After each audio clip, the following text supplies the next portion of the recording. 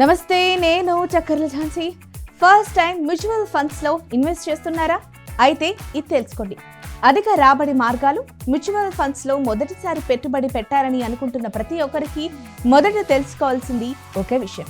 ఇది త్వరగా డబ్బు రెట్టింపు చేసే స్కీమ్ కాదు.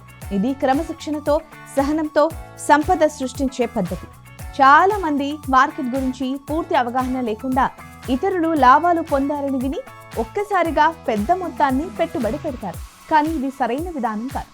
మార్కెట్ స్వభావం ఎప్పుడూ ఒకేలా ఉండదు. కొన్ని రోజులు పెరుగుతుంది, కొన్ని రోజులు పడిపోతుంది. ఈ హెచ్చుతగ్గులు సహజం.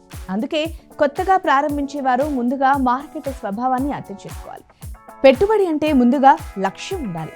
5 సంవత్సరాల తర్వాత ఇల్లు కొనాలి, లేదా పిల్లల చదువు కోసం డబ్బు కూడబెట్టాలి, రిటైర్మెంట్ కోసం సంపద సృష్టించాలి.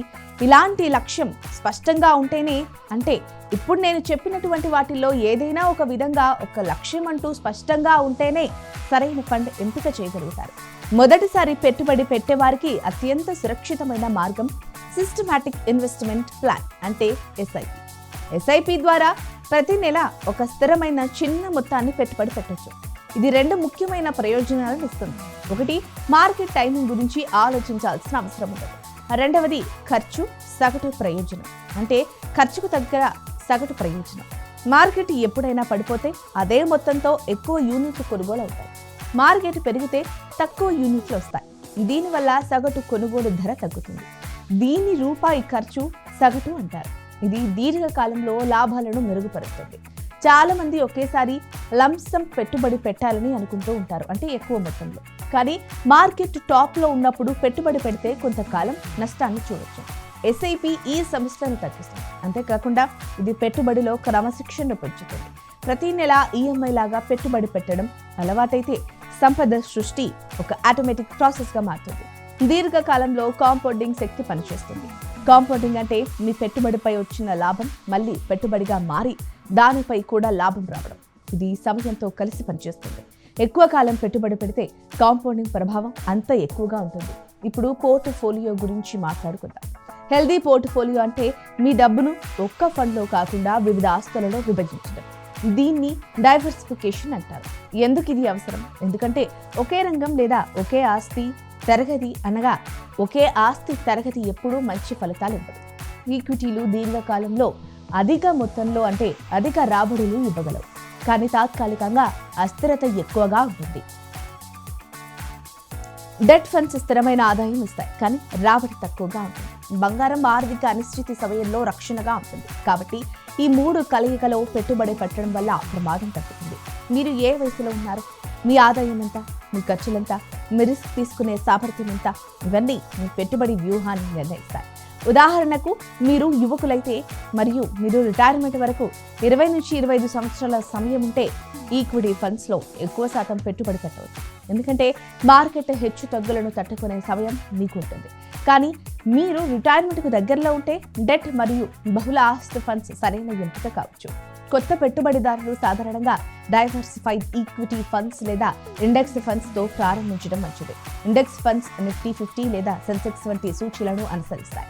ఇది ఫండ్ మేనేజర్ నిర్ణయాలపై ఆధారపడదు, అందువల్ల మేనేజర్ రిస్క్ అవుతుంది. అలాగే ఎక్స్పెన్స్ రేషియో కూడా, అంటే ఎక్స్పెన్స్ రేషియో ఏదైతే ఉందో అది కూడా తక్కువగా ఉంటుంది. దీర్ఘకాలంలో తక్కువ ఖర్చు కూడా మీ లాభాలను పెంచుతుంది. ఇక బహుళ ఆస్తి కేటాయింపు ఫండ్స్ గురించి మాట్లాడితే కనుక ఇవి ఈక్విటీ, డెట్, బంగారం వంటి ఆస్తుల మిశ్రమంగా ఉంటాయి. మార్కెట్ పరిస్థితుల ఆధారంగా ఫండ్ మేనేజర్ కేటాయింపును మార్చుతారు. ఇది రిస్క్ను సమతుల్యం చేస్తుంది. రిస్క్ తీసుకోవడానికి ఇష్టపడిన వారు ఈ ఫండ్స్ ఎంచుకోవచ్చు. పెట్టుబడిలో భావోద్వేగాలు చాలా ప్రమాదకరం. మార్కెట్ పడిపోయినప్పుడు భయంతో పెట్టుబడిని తీసేయడం, మార్కెట్ పెరిగినప్పుడు లాభంతో ఎక్కువ పెట్టుబడి పెట్టడం, ఇవి సాధారణ తప్పులు. దీర్ఘకాల పెట్టుబడిలో స్థిరత్వం చాలా ముఖ్యం.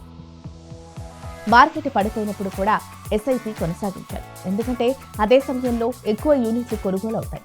ఎమర్జెన్సీ ఫండ్ తప్పనిసరిగా ఉండాలి.